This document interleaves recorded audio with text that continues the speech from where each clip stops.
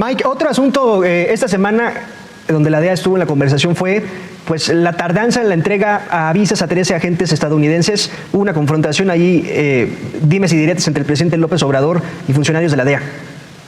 Sí, es un conflicto que existe entre la DEA y López Obrador. Simplemente esto se dañó bastante cuando fue detenido el ex secretario de la Defensa bajo la administración de Peña Nieto, Salvador Cienfuegos, y fue regresado a México por petición del gobierno, y ya con eso comenzó a limitar el señor presidente López Obrador, no nomás a la DEA, pero el FBI y otras agencias que también trabajan en México.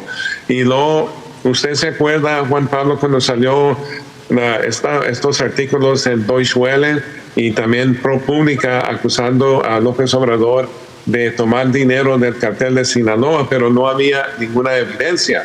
Sí. Yo he sido crítico del señor presidente, pero yo lo defendí en ese caso simplemente porque no había ninguna evidencia de que él recibió dinero del cartel de Sinaloa para campaña. Y yo trato con evidencia, yo no trato con rumores.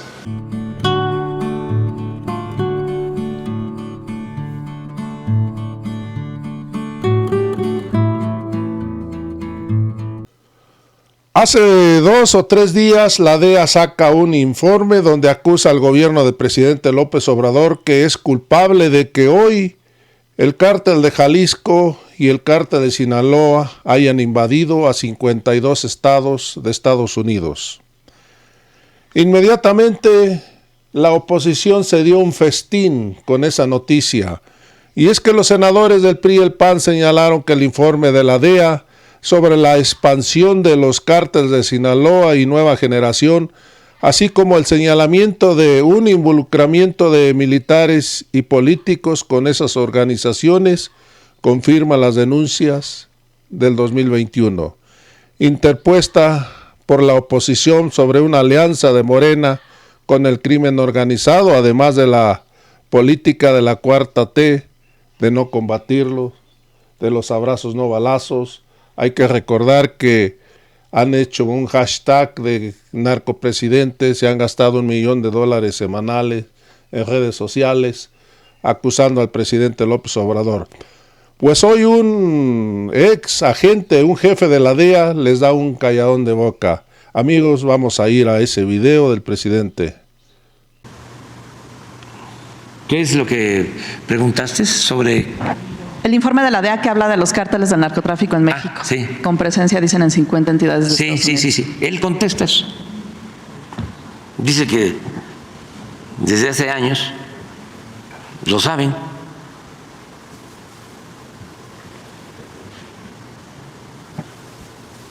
Que no es novedad, que es un refrito. Sí, pues ¿cuándo surge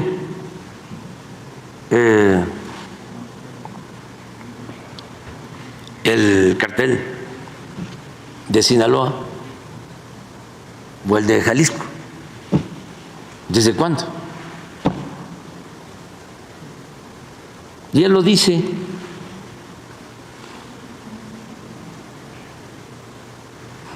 Nada más no coincido con algo que dice que no funciona lo de abrazos no balazos. Que espere un poco porque eso lleva su tiempo. Y además es natural que no esté de acuerdo, porque hay quienes sostienen, y yo los respeto, que lo que hay que hacer es usar la fuerza, que es con medidas coercitivas como se va a resolver el problema. Y yo pienso que no se puede enfrentar el mal con el mal. El mal hay que enfrentarlo haciendo el bien. Y que la paz es fruto de la justicia. Y que desde luego, si no se atendía a los jóvenes, si no se atendía a la mayoría de los mexicanos, y unos cuantos se dedicaban a robar, a saquear a México, pues entonces así nunca se iba a poder garantizar la paz y la tranquilidad. Pero si se atienden las causas, volvemos a lo mismo. Porque el ser humano no es malo por naturaleza, son las circunstancias las que llevan a algunos a tomar el camino de las conductas antisociales. Esto lo tenemos que seguir diciendo. Porque acuérdense cómo era, ¿no? Ponerse enfrente de la cámara y no me va a temblar la mano. Y bueno, llegaron a declarar una guerra. Cuando al declarar esa guerra, lo que hicieron fue alentar aún más la creación de la delincuencia organizada. A partir de ahí, y se puede probar de cómo se incrementaron los homicidios. Porque el encargado de garantizar la seguridad pública era nada más ni nada menos que Genaro García Luna. Y en ese gobierno existió un narcoestado. Nada más que ya también. Ni modo, lo voy a seguir diciendo. Era cuando les pedían a todos los dueños de los medios de información que no hablaran de la violencia en México. Y todos calladitos, como vasallos. ¿Cuál era la consigna del vasallo? Durante el periodo virreinal, obedecer y callar.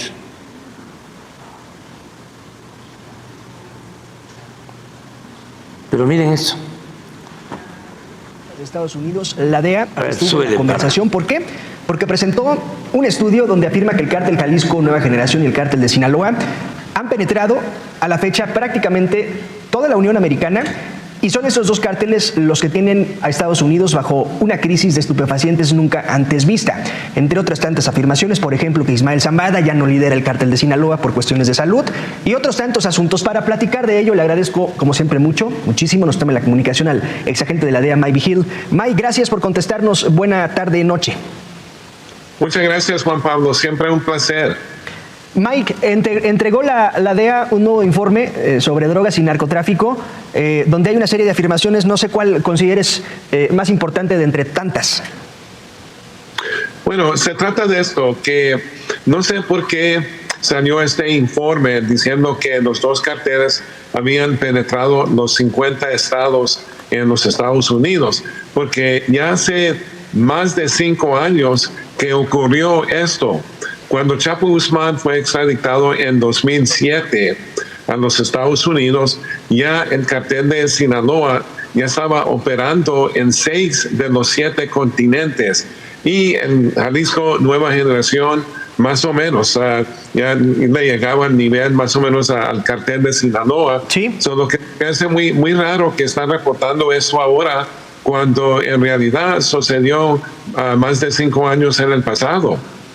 Mike, ¿sí es esta la crisis de estupefacientes más grave en la historia de los Estados Unidos, tal y como lo señala la DEA?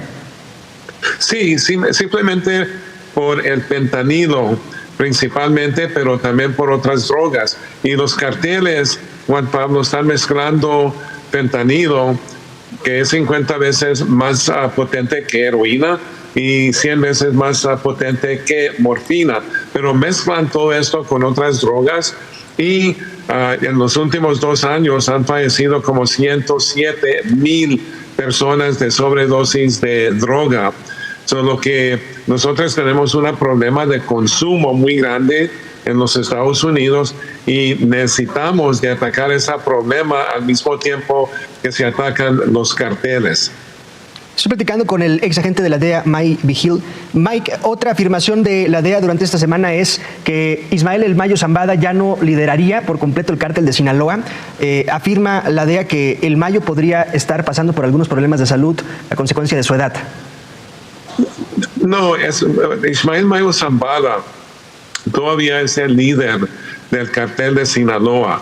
Sí tiene problemas de salud, es diabético, él nunca sale de la Sierra Madres, ahí cerca de Sinaloa, simplemente porque él es muy cuidadoso, mucho más que Chapo Guzmán, pero todavía es el líder del cartel de Sinaloa y por eso los chapitos están en conflicto Sí. con el cartel de Sinaloa, por ejemplo, en Sonora, porque ellos saben perfectamente bien que si muere Mayo Zambada, entonces se va a fracturar el cartel y va a ser más difícil para controlarlo. Un cártel de Sinaloa incluso dividido, Mike, porque aunque sea Ismael Zambada quien lidera, pues hay desacuerdos con los chapitos y hay desacuerdos de los chapitos con su propia familia, es decir, con Aureliano Guzmán Loera, el guano hermano de Joaquín El Chapo Guzmán. Sí, hay conflicto, siempre ha habido conflicto entre ellos mismos. Es como una familia que está siempre en conflicto, peleando, y luego llegan a un acuerdo, trabajan perfectamente bien y luego comienzan otra vez en conflicto. Pero esto no les ha ayudado, por ejemplo, a los chapitos a tomar control del cartel de Sinaloa, porque Mayo Zambada es una persona respetada, no nomás adentro del cartel de Sinaloa, pero también de los otros carteles, porque él es una persona que nunca ha tocado una celda de la Sí. cárcel por un solo minuto.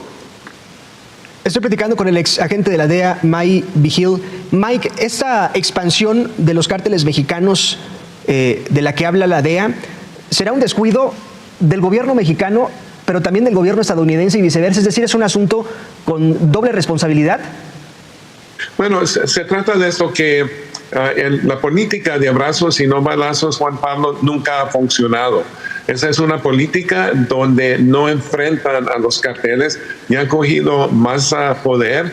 Ahora, por ejemplo, no respetan el imperio de la ley y en realidad operan no nomás por todos los Estados Unidos, pero también casi por todo México. Entonces, sí ha fracasado esa política en México y luego también nosotros hemos fracasado sobre el consumo de droga y no reducir la demanda aquí, porque si no es México, va a ser otro país si sigue existiendo la demanda. Este informe de la DEA, Mike, hablaba de sobornos, intimidaciones, amenazas y extorsiones a funcionarios gubernamentales y portuarios por parte de los cárteles mexicanos en México. Ahora sí que un asunto que no podía saberse, pues es un asunto que se ha sabido prácticamente desde siempre, Mike, y sobre todo cuando hay casos como el de Genaro García Luna encarcelado por estos temas. Sí, por ejemplo, eso ha existido por décadas, porque cuando tienes el tráfico de droga, obviamente se está generando bastantes activos, bastante dinero caliente, y eso permite a los carteles más poderosos para sobornar oficiales. Solo que esto no es una cosa que se ha desarrollado en los últimos años. Esto ha ocurrido por mucho tiempo, pero también aquí en los Estados Unidos ha habido oficiales que han sido sobornados por el narcotráfico, entonces no nomás es México. Mike, otro asunto esta semana donde la DEA estuvo en la conversación fue pues la tardanza en la entrega a visas a 13 agentes estadounidenses. Hubo una confrontación allí, dimes y diretes entre el presidente López Obrador y funcionarios de la DEA. Sí, es un conflicto que existe entre la DEA y López Obrador. Simplemente esto se dañó bastante cuando fue detenido el ex secretario de la Defensa bajo la administración de Peña Nieto, Salvador Cienfuegos, y fue regresado a México por petición del gobierno, y ya con eso comenzó a limitar el señor presidente López Obrador, no nomás a la DEA, pero el FBI y otras agencias que también trabajan en México. Y luego, usted se acuerda, Juan Pablo, cuando salió estos artículos en Deutsche Welle y también ProPublica acusando a López Obrador de tomar dinero del cartel de Sinaloa, pero no había ninguna evidencia.